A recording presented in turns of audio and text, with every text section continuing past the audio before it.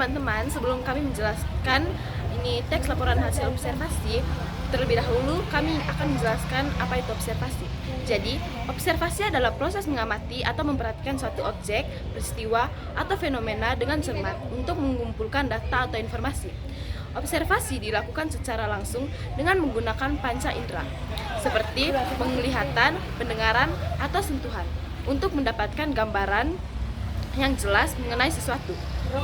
Proses ini sering digunakan dalam berbagai bidang, seperti penelitian ilmiah, pendidikan, dan kegiatan sehari-hari untuk memahami dan atau menganalisis suatu hal secara objektif. Observasi dapat dilakukan secara sistematis atau spontan, tergantung pada tujuan dan konteksnya.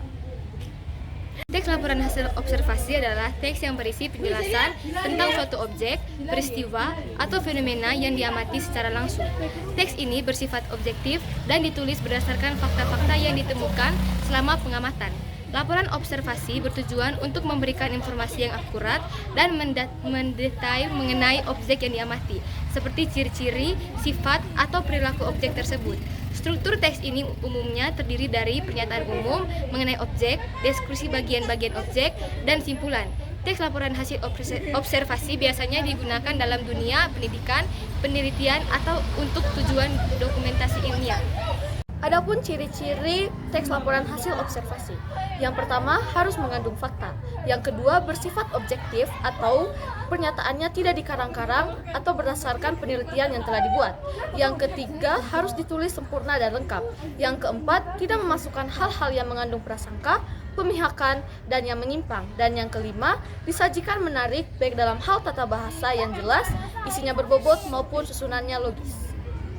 Pernyataan umum atau klasifikasi berisi pembuka atau pengantar tentang hal yang akan disampaikan. Bagian ini juga berisi informasi atau pengertian mengenai sesuatu yang dibahas atau hasil pengamatan yang telah dilakukan. Deskripsi bagian berisi penjelasan detail dan lebih spesifik mengenai objek atau bagian-bagiannya. Bagian ini bisa berupa ciri-ciri, karakteristik, struktur, atau bagian-bagiannya. Deskripsi manfaat atau kesimpulan berisi kegunaan atau manfaat dari pengamatan terkait objek tersebut. Di sini saya akan membacakan teks laporan hasil observasi yang telah dibuat kelompok kami. Bayam. Bayam adalah salah satu jenis tanaman daun yang dapat tumbuh di dataran rendah maupun tinggi dan berbentuk tumbuhan semak. Tanaman bayam berasal dari daerah Amerika tropik. Bayam merupakan tanaman sayur yang dikenal dengan nama ilmiah Amaratus spp. Katamaran dalam bahasa Yunani berarti everlasting atau abadi. Bayam merupakan salah satu jenis sayuran yang paling populer di Indonesia. Tanaman ini mudah ditanam dan memiliki berbagai manfaat kesehatan. Bayam dapat ditanam di halaman rumah atau pekarangan sehingga mudah dijangkau dan dimanfaatkan oleh keluarga. Secara umum, bayam berbentuk oval atau bulat telur dengan ujung yang sedikit meruncing dengan ukuran bervariasi, mulai dari kecil hingga sedang dengan panjang sekitar 3-10 cm dengan warna yang bervariasi, yaitu berwarna hijau, berwarna merah keunguan, dan berwarna hijau gelap. Batang bayam bisa mencapai 1 meter dengan bentuk batang bayam yang tegak dan berongga yang membuatnya mudah dibengkokkan. Warna pada batang bayam tergantung pada jenis bayam itu sendiri, sehingga bayam dibagi menjadi 5 jenis, yaitu: yang pertama, bayam cabut. Bayam cabut merupakan jenis bayam yang ditanam lebih awal sekitar 20-25 hari setelah tanam.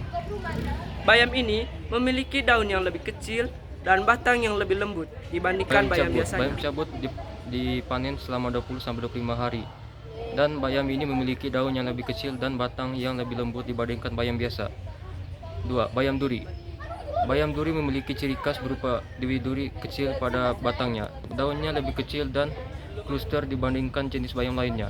Bayam ini biasanya tumbuh liar dan sering dianggap sebagai gulma. Ketiga, bayam Brazil atau Alternatera sissoa. Bayam Brazil bergerak dari jenis dan lainnya karena memiliki daun yang lebih tebal dan lebih bertekstur. Tumbuhan ini tumbuh merambat dan sering dijadikan tanaman hias selain dikonsumsi. Yang keempat, bayam Malabar atau Basella alba. Bayam Malabar sebenarnya sebenarnya bukan dari genus samaran terus tanaman ini. Memperlambat dan memiliki bangunan terbuat dari berlendir. Daunnya berwarna hijau tua dengan batang yang berwarna hijau atau merah. Bayam merupakan makanan yang sangat baik untuk kesehatan karena kandungan nutrisi dan manfaatnya yang beragam. Beberapa manfaat dari mengonsumsi sayuran bayam. Yang pertama, kaya akan nutrisi. Bayam mengandung banyak vitamin dan mineral termasuk vitamin A, vitamin C, vitamin B kompleks, zat besi, kalsium, magnesium, dan folat. Yang kedua, menjaga kesehatan. Beberapa larutan dalam bayam dapat membantu melindungi mata dari kerusakan akibat sinar UV.